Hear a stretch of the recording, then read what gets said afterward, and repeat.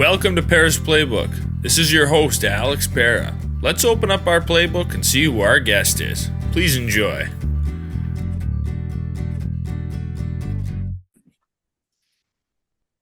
Welcome to episode 174 of Pera's Playbook. Today we're joined by Justin Bethel. He's a cornerback who played over 200 games in 12 seasons for the Arizona Cardinals, Atlanta Falcons, Baltimore Ravens, the Patriots, and the Dolphins. He had 3 Pro Bowls and 2 first-team All-Pros. Justin, how's it going? Doing good. You know what? You should have had me on episode 177. That's what pick I was. That would have been funny. Yeah, I know. and it's draft time, so that would have been perfect. Yeah, no, that would have been funny. Yeah, no, it's a perfect time to do this podcast. One of the more exciting times for NFL fans, especially teams that had a bad year last year. It gives some of the fans a little bit of hope that maybe next year will be a little bit Yeah. different. Yeah, it's funny, now that I'm not playing anymore, I really don't even every time the draft or anything starts up, it's like, oh man, we the draft is here or something like that. I'm like caught off guard. It's like, oh, I forgot that, the NFL Yeah, is still going. yeah, you have the luxury to be able to forget now. Yeah, for sure. Yeah. Well, let's start by talking about your draft. You were drafted the 6th round out of Presbyterian, so you were coming out of a small school, so I'm sure you've got a different draft experience and leading up to the draft than, say guys drafted obviously in the first day or whatnot. Yeah, yeah. For me, my going to my sophomore, junior, senior year, each year, a couple more teams started kind of coming talking to me and showing interest. And so by my senior year, I had talked to every team. They had sent a scout by or something. Um, we played the game that kind of helped, I think, was we played the Cal Bears. I had a really good season. I mean, a really good game that game. Had a pick six, blocked a kick, had a couple touchdowns, and so I think that helped to show that he can play at a higher level. And then I ended up getting invited to the combine. I did not do as good as I thought I was going to do. I trained up for it and everything, and uh, folded under the pressure on the 40. So let's put it like that. But everything. I think everything happens for a reason. Ended up getting drafted by Arizona, and you know 12 years later, here I am, retired and had a good career, so can't Oh complain. yeah. Yeah. It doesn't obviously I know like people were talking about with Shea Dewar, they were talking about how much money, difference in if he would have got drafted in the 1st round or where he got drafted. I know that's a big difference, but as long as you get into the league, you look at so many people that got drafted in late rounds. I mean, Tom Brady's the perfect example. Hmm. He went late and he's the GOAT. I mean, so he Yeah. got into the league. Look at Brock Purdy, Mr. Irrelevant, and he's having a Hmm. heck of a career. So, I mean, yeah, is it great to get drafted in the 1st round? I'm sure it is. But as long as you get that chance, even guys that undrafted free agent, you've got a chance. You can go out there, you can work hard, and you can try to prove yourself and make a roster spot. Yeah, for sure. I mean, as long as you can get on a team and you get on a team and get that chance to kind of show that you can play, I think it's making the most of those opportunities. Because even for me, there was a lot of times where I came in and I was really good at special teams, and then I kind of had to prove that okay, he can play some defense. And when a lot of those times when those times came, I was able to, make some plays. And then, that leads to you getting more play time. So a lot of guys, even if if you're not even undrafted guys, there's a lot of guys who in the late rounds, like you said, end up doing really good. And then there's some guys who go first 2 rounds and, they fizzle out of the league early. So uh, a lot of it is like you said, as long as you get that opportunity and make the most of it, I mean, you can have a great career if God willing. Right. Would you say it was hard to adjust to NFL from like going from a smaller school to then the league? Yeah, for me, for sure. For me, my problem was because I was so athletically gifted at my small school, things just came easy for me. I was like pretty much faster than everybody, stronger than most everybody. The playbook, I never really took it serious, trying to learn the playbook and learning defenses and learning schemes and stuff like that. So when I got to the league, I really struggled picking up picking up like, okay, I remember they were putting me in a nickel and it's like, okay, you got quarter flat. I'm like, I don't know what quarter flat is.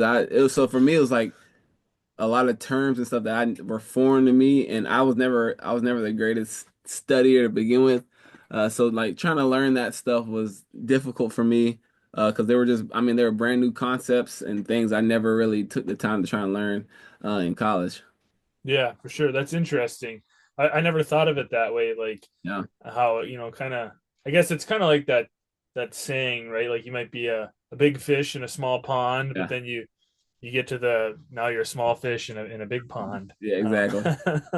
Yeah. I know reading in your first year you had an 82-yard touchdown off a blocked field goal against the Bears. That had to feel kind of nice your first year to get a TD in Yeah. a fashion like that. Yeah, I mean, so blocking kicks was always something I was do. I think I had two that year during the season, but this one, I didn't even actually end up blocking it. I was coming off the edge, and our safety, our strong safety, St. Adrian Wilson, he came off. He was right inside of me. They tried to reach out really far to get me and let him through. And he was a big, strong dude. So he got through, blocked it, and I was still, rushing. And next thing I know, the ball like bounces in front of him like one, two times, and then he misses it, then it bounces right in front of me. I pick it up and I take it to the house. And it's funny, that's that off of that touchdown is kind of how I ended up meeting my wife. So it's funny how things work.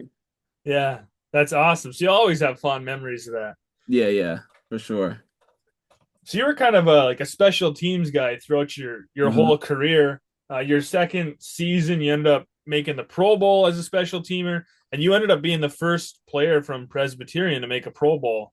So that had to be kind of a cool moment for you, and then obviously for your school, and just to be the first guy ever from that school to make a Pro Bowl. Yeah, no, it was definitely cool. Because I mean, I had a really good, like, I think my rookie, oh man, mixing up college and NFL. My rookie year, I had a really good. See, I think I had like 13 tackles and a couple block kicks. And so I was like, man, okay. They kind of mentioned, and people were telling me like, you probably, if you have a good season, you probably won't make it your first season, but if you can like show that you can keep doing it, usually you get a better shot. So came back the next year, had a really good, I think I had like 20 tackles or something and a couple blocks. I don't know. But whatever I did, it was enough to, get me that Pro Bowl nod and all pro. And it was really cool I mean, I think it was just nice to be able to see your hard work and see, other people see your hard work and, agree that you're one of the best at what you're doing. So it was definitely nice. Yeah, obviously, coming from a small school, I'm the first person who really's been in the league. So it was kind of nice, being able to represent my, Presbyterian college and, somebody's got to be the first. So hopefully I'm not the last. Yeah, for sure. What do you think means more, a Pro Bowl or like first team All Pro or second team All Pro or? Um, I'd say all pro.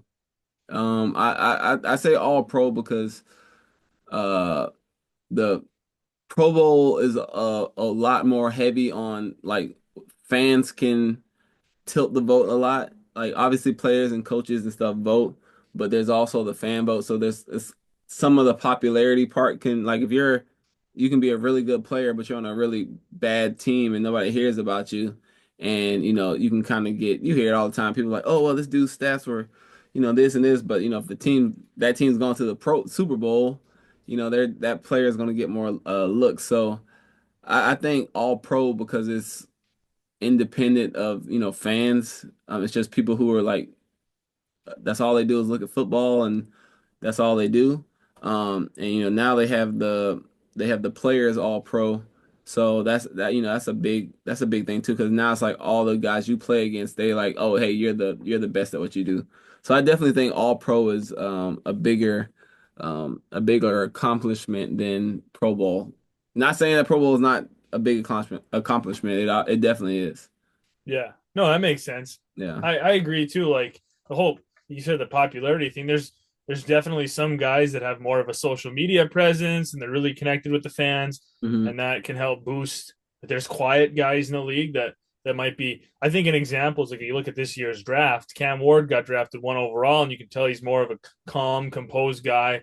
Travis Hunter gets drafted second, and he's dancing around and jumping and screaming. And you could tell Cam Ward was happy. I mean, he had tears running down his face, but just Yeah. different ways of composing yourself. Yeah. And a lot of fans are going to connect more with that dancing and happy and all that. So, like, Yeah, for sure. people have different personalities, and right, that Exactly. obviously plays into it. Yeah. So I wanted to talk about 2015 because that was a good year for the Cardinals. You guys went 13-3. You Yeah. had your first career interception for a TD. You had a couple of games where you guys pounded the 49ers, you Yeah. pounded the Packers, Yeah. and then you ended up beating the Packers again in overtime. I Yeah. feel like I remember watching those games. I don't know if I think I must have been in middle school or like a freshman in high school. I made me And feel old. and I remember, being at like a because I'm from the Upper Peninsula of Michigan, so there's a ton of Yeah. Packer fans up here, and I Yeah. remember being at a Packer party, and of course everyone was cheering for the Packers, and you Yeah. guys came in and kind of ruined the day. No, that was a crazy game. Because obviously Aaron did what Aaron does, and it's funny because a couple of the big plays he had at the end, one was on me. It was a deep ball. We were in cover. We were like in a deep cover two, and I kind of let the guy get behind me, thinking I'm like, oh, yeah, safety's over top. And then I'm like watching, I'm getting back, and I'm like, oh, okay, lineman's getting. And I see him like running around. I'm like, oh, wait a minute. And I see him running this way, and I look, I see the receiver just wide open by himself. So I'm like, oh no, and I try and run and catch up. He catches it. And then he does it again with a Hail Mary just into the end zone. I'm on the other side of the field, and I just see the dude catch it. We got two guys go up for it, and he still comes down with it. And it's just like, oh man, I can't believe we just let them come back and win this game. And then Larry and Carson and the rest of the offense, they just finished it out. I think it was 2 or 3 plays, finished it off with the shovel, and won us the game. Yeah, well, Rogers has always been kind of that Oh yeah. Hail Mary guy, right? Like just when there's no hope left, he seems to find something and just chucks it up there. And Yeah, if I'm with him, it was always like, okay, if you see him running around, if he throws the ball, he's completing it. He's throwing it to somebody who's open most of the yeah, time. So you don't want him running around, and if you see him toss it, it's like, oh man, somebody done got open. yeah. What was that? There was a college game this year where there was a crazy Hail Mary throw and it like bounced off of a guy, or maybe it was an NFL game. Like there was It might some have, I think it might have crazy. been. I think it was a Commanders game. Yes, yeah, it was. Yeah, It I'm was the pretty sure it was a Commanders. I'm pretty sure it was a Commanders game. I don't Yeah, remember who they're playing, but yeah, those kind of plays are always ridiculous. yeah, because the guy who caught it he was outside of the pile, away from everything, and Hmm. it just bounced off everyone's hands. You think like, oh, we defended it, and there's Yeah. this guy wide open. Yeah, that's how they are, but that's how they teach you to. There's always receiver wise. There's always it's supposed to be a DB back there too, but usually you have somebody back to like if something happens, it tips up just because there's so many people going for it to either bat it down if you're on defense, and then obviously if you're uh catch it if you're on offense. Is that something that like in practice you guys would actually go through every once in a Yeah, while, yeah. like Hail I Hail mean, it's Mary like situations? yeah, we do. I mean, so most of the time, a lot of those situations, onside kicks, last minute plays or whatever. Usually those are like plays you go on Saturday. As we're doing our walkthrough, you'll do a walkthrough play of it where everybody's supposed to be. What your responsibility is because a lot of those plays you don't want to do full speed because, like you said, just an effort play and just as long as you're in the right place doing the right thing, a lot of times you can you can get through that play without actually doing it full speed. Yeah, yeah, that makes sense. So, like I mentioned, you played for quite a few teams. Hmm. The Cardinals for the longest, but you were also with the Patriots, and Brady was still there, Belichick was still there, so you got to be on a team with two of the goats of football, one of the greatest coaches ever, and then arguably, depending on most people you ask, the greatest player ever. I know people Yeah, like to get in arguments over it, but that yeah, had to be just yeah. kind of a cool, to be on a team with that level of greatness.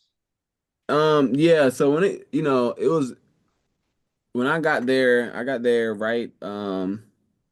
right before Brady was leaving. So I got there hat because I was with Baltimore the first half of the season. And then they let me go for a comp pick, and then literally the next day the Patriots called me, and I was out there. And so when I first got there, they were 8-0, and like I remember going that when I was getting there, everybody's like, "Oh, you about to win a Super Bowl and all this stuff and all that stuff." But yeah, got there, met him. Yeah, yeah. So got there, he was super cool. Shook my hand, was like, "Hey, I'm Tom Brady. Nice to meet you." And it's like, obviously, I know who Tom Brady is. But I think it just goes to show the kind of person he is. Still be personable. Not expecting like people say, "Oh, act all crazy," I guess. But yeah, got there, and just kind of, you know, tried to do my part on special teams that I could. Um, and no, it was really cool. It was funny because every time, like anytime we were down or anything, it was always like, oh, hey, there's always a chance to win. Just give Brady the ball. It was you always got that feeling of like, hey, we're never out of the game. So that was a really cool experience. Yeah, right. And it's kind of at the towards the end of your career, so kind of cool that you got to experience that before you called it quits and before Brady hopped out of New England. I mean, it would have been obviously less exciting if it was like the year after he left. Yeah, I mean, even if he left, it was we still had Bill and I mean, I think it was just different. You're trying to like it's the thing of like, oh, can we do it without Tom or all that stuff? And it was you're trying to teach a new dude a new system, a new guy who's never been in the league, a new system and all that stuff. And then I feel like it's definitely easier. It was easier for Tom to go somewhere and take his system, what he knows how to do, and still be him, than trying to bring somebody new in to learn and be Tom, and try and get him to get the same kind of because they're not the same person, not the experience. Tom was able to take his experience to Tampa and brought Gronk back, so he pretty much got everything he had, and just took his system and took his plays and went over to Tampa. But yeah, it was really cool to be able to play him, and then the other I was there under Bill for another 2 years, so it was I feel like with the Patriots is like where I learned, I knew defense, but I feel like I really learned the ins and outs and how to, learn plays and be a good player, and knowing my responsibilities when I was with the Patriots, just learning. I feel like you just learn a lot of football there. Yeah, right. That makes sense. Great football mind, like Belichick and the staff they had there.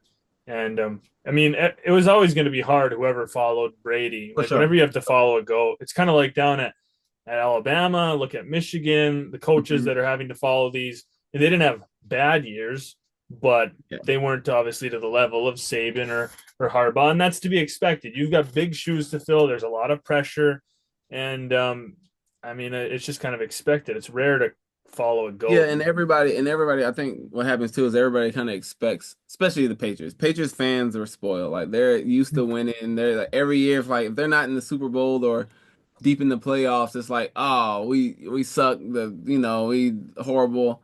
So it's like when you get used to something, it's definitely hard to like go back, and they've been good since they were good for 2 decades, and it's like, oh, now they forgot about the rebuild phase. They don't remember what none of that is. So, um, I think they're going through it, and I mean I think they definitely did a good job in the draft this year to try and get back to what the franchise and what Mr. Kraft is used to. But no, it's definitely a culture change when you start trying to transition from different types of players. Yeah. Well, they're in good hands now. They got Vrabel. I'm a Hmm. Titans fan. I wish they never would have let Vrabel go. I think that was complete nonsense. I think he's a great coach. I don't think he was the problem. And then now they got Drake May. He's a young quarterback Yeah, who looks good. they They're like starting him. to Yeah. build around him. So I wouldn't say it'll be long and the Patriots will be back. Oh yeah, for sure. And I feel like a lot of time, New England guys always end up coming back to New England, like coaches and stuff. So Yeah. like they brought Josh back for offensive coordinator. Um, so yeah, we'll see how it goes. I think it'll be a good year for him.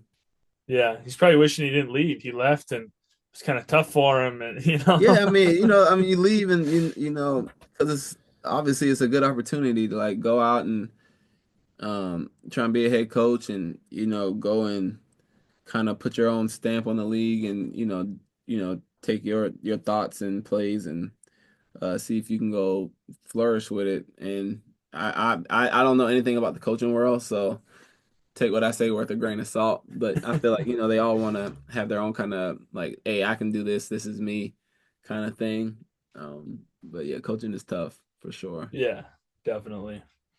Well, I kind of wanted to get your opinion on one of the biggest um, conversations in college athletics, in the recent years with the NIL and the transfer portal, and Mm. everybody's got an opinion on it, especially people who don't have anything to do with sports, right? Most of the people Yeah. sitting on their couch have an opinion. But I find it interesting to get the opinion of people who played in college athletics, who have experienced that world. And again, you're going to have a different take on it because you played at a small school. So you can kind of, see how it might affect small school guys because you know what it was like to play in those small schools before that this was Yeah. an issue, right? So I mean, it's kind of a crazy world. I think the whole Tennessee UCLA quarterback thing, that's a crazy thing with almost basically a trade. You've got Yeah. guys signing huge contracts, thousands of people entering the portal. I know fans are unhappy, and some coaches have vocalized that they're unhappy. What are your thoughts on the whole situation as a former player? Um, I think that it's just right now. It's still like the Wild Wild West. There's not enough rules and protections in place to really kind of um to like keep it contained. Like I mean, when I was going to college, like for me, it was just like, hey, I just need to get somewhere where I can get school for free. Like, okay, they're gonna pay for school, cool. Like that's like, uh, that works for me. Now would it have been nice to, get to make a couple $1,000 here and a couple of thousand. Some of these dudes is making like $1 million plus dollars at some of these big schools, and I get it. The school makes a lot of money from the sports, selling memorabilia and it's like you said, and this is why it is important though, because it's like you know let's go like Tim Tebow back in the day, like it wasn't the number that he was wearing, it was his name attached to that number. So obviously he was the reason those sales of those jerseys was, why they were making those sales. So it's like, yeah, okay, you're using my name and likeness to make more money for the school. And like, yeah, you gave me a scholarship, but it's like okay, let's say if I didn't come here to play football and you just took who I am now, and I just quit. I just to just say I quit football, and I just took my name to go do other stuff. Like I probably could make way more money than you gave me for a scholarship, based off of my name and who I am. So yeah, I mean, I definitely think there's like there's a good line somewhere in there to like, okay, yeah, let's make some money, but some kind of cap, or I don't know. It's just, and it's hard for like, it's like, because even like schools like ours, like a small school, it's like you trying to bring guys in, and everybody, if they like, and everybody feels like if they're going to college, most of those guys feel like, I'm the guy, like, so I should get something. And now it's like small schools, if you don't have the same budget as some schools that are like a little bigger, and they're like, yeah, we'll throw you this money for whatever. Like, I feel like small schools will miss out on getting some good players, or being able to have good players because they can't offer the amount of money or as much money as some other schools. So I don't know. They need to. I don't even know. It's just like I said, it's the Wild Wild West right now, and everybody's still trying to figure it out. It's new, but I mean, I believe everybody. It'll work itself out eventually. Yeah, yeah, I agree. I think there's a place for it, and with like the portal, I think maybe they cap it at like you can transfer twice because you got guys that transfer four times now. Yeah, yeah, yeah. You Um, transferring every year. It's like, okay, bro, just yeah, it can't always be the school. You're the common denominator here. Is everywhere you go, there's a problem. I don't think it's the school. right. Yeah, no, totally. And and I think there's like, I mean, you see some guys maybe they don't get enough playing time in a big school, so now they're transferring to a small school. And so it goes both ways. It's not just guys leaving small schools for big schools, but yeah, the small schools definitely can't compete. If there's a booster club that's like, oh, we got like $6 million, we want a new shiny cornerback, like Yeah. they can go out and get whoever, and you know, you get guys that are going to bounce, and you can't blame the kids. I mean, if I was that age Oh, and for sure. somebody, you know, Yeah. here's Oh, the 100. money, Like like if I was at Presbyterian College and then like some other school was like, "Hey, we'll give you $1 million to transfer, not even 1 million. We'll give you 100K to come, play for our school." I would have been like, "Well, appreciate y'all guys. I'll see y'all later." I mean, yeah, because it's like a lot of those guys don't. It's not like everybody knows, like, oh, I'm gonna make it to the league, or like some guys know, like they're getting to college to get a scholarship. I'm a good player, but maybe I won't make it, or maybe I got hurt, or everybody's dream isn't. Because most colleges have 100 something players, and all 100 something players know they're not making it to the league. So, you got. I mean, get it when you can. I mean, I get it. I feel like it's going to make kids a little more cocky and a little bit more, hard to deal with because it's like, especially the ones that are making a lot of money. It's like, okay, I'm 18 years old and I'm coming from high school. I'm the number one player, and a school's paying me $3-4 million. Like what are you gonna tell me? Especially once if they're a player that plays really good. And I'm wondering if like this turns into like a guys lose that like that drive of like you know the league is like once I make it to the league I'm gonna make it and be able to make all this money and do all this stuff and play at the highest level. It's like now guys made all the money. It's like man, I don't even know if I hurt my shoulder. I don't know if I really want to play football no more. I got enough money. So I mean, I think there's gonna be that kind of thing that comes in. I'm curious to see if that kind of thing comes into play as well. yeah. I was just thinking about this with the last draft because this is kind of like the first group of guys that has really been impacted by the NIL money, Yeah. and it's totally what you said, right? It used to be getting to the league was that life changing. You know, I came from nothing and now I've got it. But a Mhm. lot of these guys, Yeah. they're going to be rich their first year they get to college. Now, a couple of years later, they're going to the league and they're already millionaires driving They're fancy taking pay cars and cuts. right, And yeah, they're like, right, if I'm not getting picked in the first 3 rounds, it's like I'm making $2, $3, $4 million a year. Now I'm only making a couple 100,000. Like right. I don't know, coach. You got to work something out. Yeah, and if you look at other sports, like Caitlin Clark was making way more money in For college than sure. she was Yeah. in you know. So it's Yeah. definitely it'll be interesting to see how it all unfolds. That's for Yeah. We'll sure. see how it goes. I mean, it's new, so I think over time, regulations and rules and all this stuff it'll come up.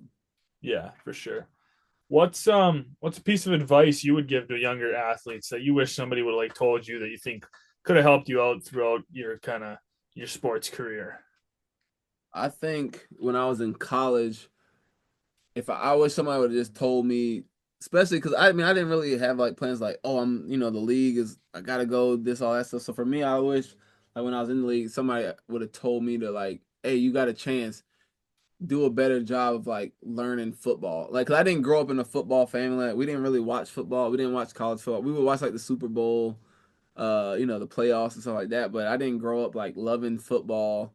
I played, but I was never like oh, I'm so into it. So I never, like I said, I never took the time to like really learn concepts and all that stuff. And I wish I would have because I feel like it would have helped me earlier on when I was getting chances to play DB. Because I had all the athletic ability, but I wish I would have like mentally like I always say now I'm like mentally if I could go back into my 22-year-old body with everything I know of how to play different positions and how to play the game. I would, I would have been a whole different player. Um, so I just wish I would have in college or earlier on did a better job just really learning football and learning concepts and uh taking my time to like figure that kind of stuff out. Yeah, I feel the same way personally, obviously on a different level, but like just looking back at my high school athletics, like if I go Mm, back to myself in track with the mentality I have now, and like just tell myself to work a little bit harder, to try a little bit harder. Like I was like, I yeah, could have been a better, a little bit better athlete, could have had a little more success, could have had different attitude towards it. So I definitely, I think a lot of people, think yeah, about that kind of stuff, whether you were in the NFL or it was just high school or whatever you're doing. As you grow up and you mature, you wish you could kind of yeah, go back and tell yourself, hey, like try a little bit harder because yeah. in a few years you're going to be done and you're going to wish you did it different. Like when I think one thing like on that concept is like I grew up I grew up my next door neighbors, they're like one of our best friends. They're Puerto Rican. Um and like I'm like, man, I wish I would have learned how to speak Spanish. Like I wish I would have spent it. I took it all through high school. I took it 4 years. I took it all 4 years in college. And like I can like kind of piece together some stuff, but like I'm like, man, I just squandered all that knowledge I could have had and all that time. Cause like my little brother, he can pretty much speak pretty fluently in Spanish, but he took the time to like learn it, keep speaking, um, using it outside of just like I'm in a class like, hey, okay, hola, como es, como se llama? It's like so. It's for me. I'm like, dang, I wish I would have just did it. And I'm trying to do a better job of like still doing it and like getting into it, but I'm just not consistent. And that's the biggest thing is consistency. Just be Yeah. consistent hard work. That's what it's all about. I feel that with the language. I took Spanish in high school too, and I think I could ask for a hamburger and a beer, or like where the Yeah. library is, or I don't know, like nothing really useful. Yeah. Why don't we kind of wrap up the episode on some of your hobbies? I know you're into music and drumming Oh, and maybe a yeah, little scuba diving too. I'm into all kind of stuff. I'm into, like you said, I scuba dive, I've skydive. I like to skydive. Uh, I can if I here I'll show you if I go like this, you'll see it. I got my Legos set right here. Oh wow. Um, it's a little roller coaster. My wife got it for me for one Christmas. And then I'm like really into I grew like so like I said when I grew up I wasn't into sports really. I grew up in a musical family, so on the other side of the screen there's my drum set. I got some guitars and stuff. I like cooking. I got a new thing. Let me see. I made a coffee this morning. Let me see if I can find the picture. I'm turning into like a little mini barista. Let me see. Let me see if you can see it. So I've been working on my latte art. Um, so yeah, I'm like I get into all. I just like getting into stuff, and like when I get into something, like if I find it interesting, I like really dive into like trying to be good at it. Um, and that's just kind of how I am. I've always kind of been wired that way. Uh, but yeah, no, I mean, I'm I'm always doing something. I'm always getting into something. And the only problem is it's like I start running out of time for all the things I'm into. It's like I got to try and find a way to loop them all into life. But no, it's a lot of people say I'm a jack of all trades, so I don't shy away from it. Yeah, had to be nice when you got out of the league, like just to have more time for your hobbies, right? I mean, Yeah. like I've talked to so many athletes who can't do the stuff they love because you're devoting all your time to your sport. And I think mentally it helps a lot too. Just having like a lot of some guys when they leave professional sports, they have a hard time transitioning because like football was or whatever sport it was, that was they were that sport and nothing, wrong with that. But it's like when you lose that, like, okay, this is my sport is who I am and that's all I know to do, or um, you know, it kind of you kind of lose a void because from pretty much when I was in middle school through, I mean, for the last 20 something years, it's like my life has been on, I'm working out, you got workouts scheduled, your weeks are scheduled, everything's scheduled for you, you know where you're supposed to be, when you're going to be there, how it's going to run. And you've had this scheduled life where somebody's kind of tells you where you need to be and what you're going to end up doing. And so like when you get into when you're not in that anymore, it's like, okay, now what fills all that time for you? You got there's a lot of, I mean, that's how I felt when I first got to college. It was like, nobody's telling me to study. Nobody telling me I don't have, I'm not in class from, I'm not at school from 6 or 7 to, 4 or 5 o'clock. It's like, okay, you got this, but now you got an hour break between a class so what are you going to do at that time? And so it's kind of like that. It's like learning how to fill your time up with things that you enjoy, family, hobbies, all that kind of stuff. And for me, having so many hobbies and, I got kids, so it definitely helped me to be able to kind of transition and then just kind of move into, hey, I'm dad mode. I got other ventures and things that I'm going into, and I got so many hobbies. I got a plethora to pick from what I want to spend my time with. So I think it definitely helps. Yeah, that's definitely good advice for anyone who maybe even a college athlete who's done with their sport, pro athlete, or maybe you were just like super devoted to your job and now you're retired and you've got all this Yeah. extra time. Like it's just good advice for people on transitioning out of something you've done for a long time. Yeah, for sure. I'd say to find something you besides what you're working on, like find something else that unless you're one of those people who are blessed enough to like whatever your work is, like that's your hobby and you get to do that for a living.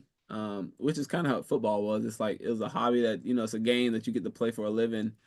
Um, unless you got something like that where, you enjoy it so much where it's not really work. Um, and you can even if you weren't doing it for a job, you still be doing it. That definitely helps. Yeah, for sure.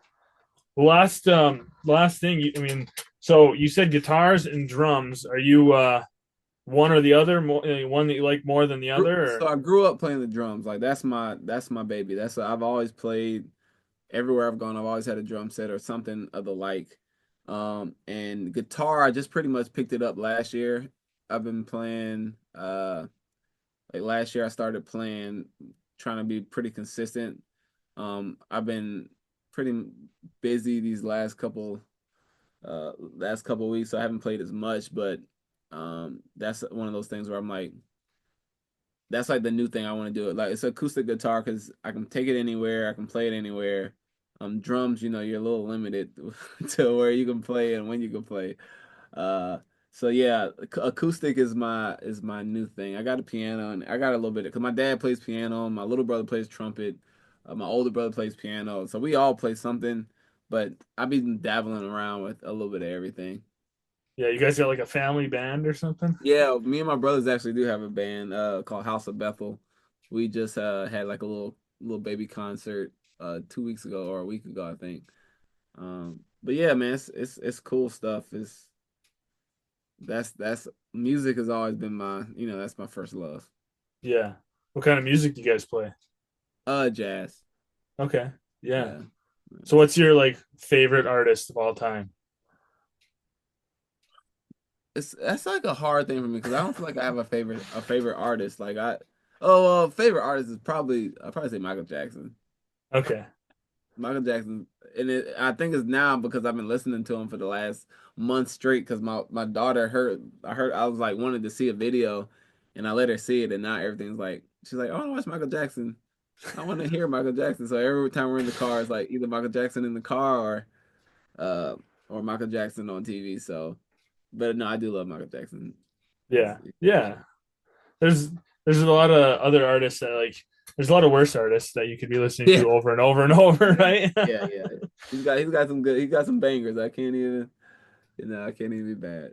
Yeah, you go back to the Jackson 5 and there's some good stuff there too. Oh yeah, for sure. Yeah.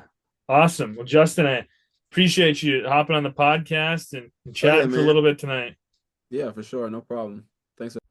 Thanks for listening. Please stay tuned for more episodes soon.